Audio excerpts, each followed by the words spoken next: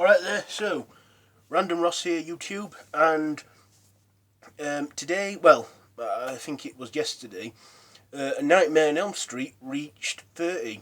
Yep, Nightmare on Elm Street came out in cinemas on the 9th of November 1984, written and directed by Wes Craven.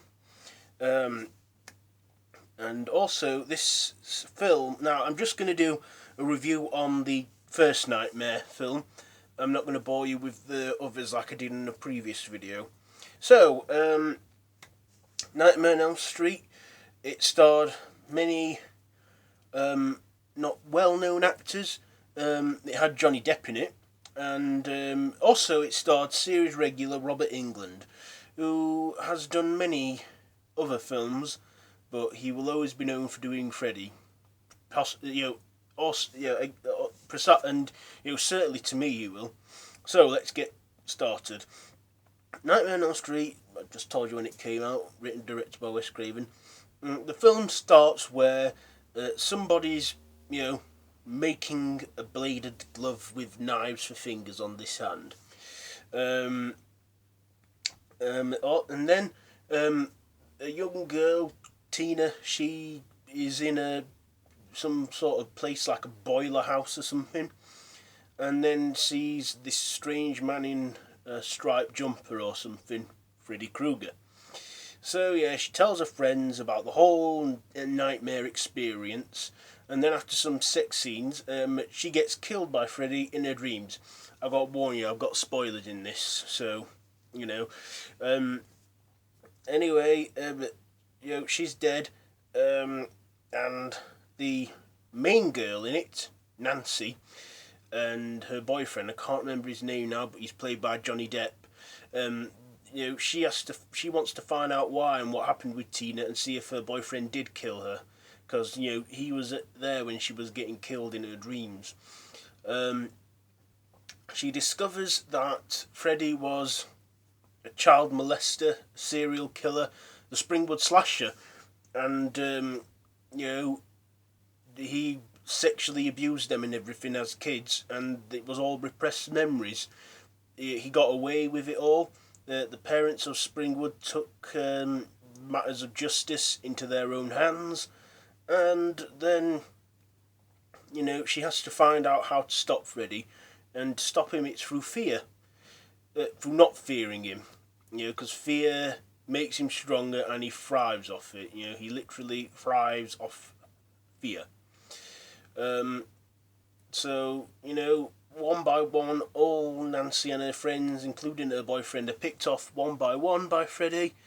There's many creative kills in that film, like the wet dream one. I think that's in the first one. I saw it a few months ago as well, Nightmare on Elm Street.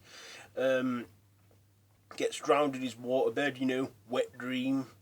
And there's others like Johnny Depp. He gets swallowed up and eaten by the bed and then spat back out as blood. Quite gory, that scene. But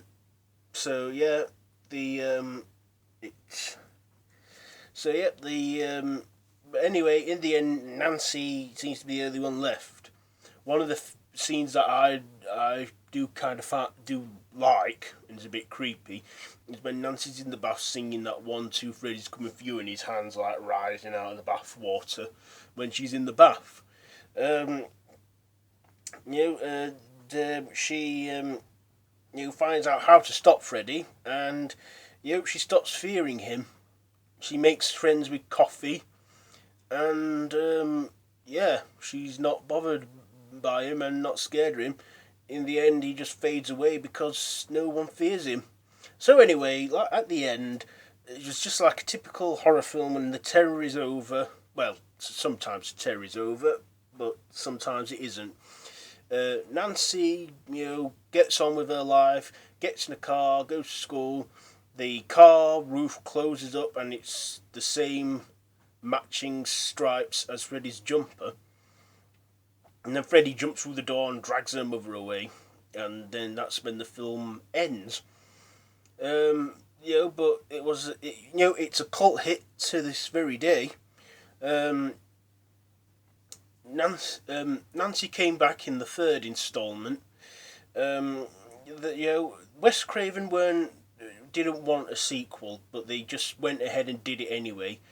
But when it was successful, he came back and had some involvement in the third one, and then they did the fourth one, fifth, sixth, and then a seventh one, made by New Line Cinema. When New Line Cinema bought the rights to Jason, at the end of Jason Goes to Hell, the final Friday, set the events for Freddy vs. Jason, but it was 10 years before they picked up on that.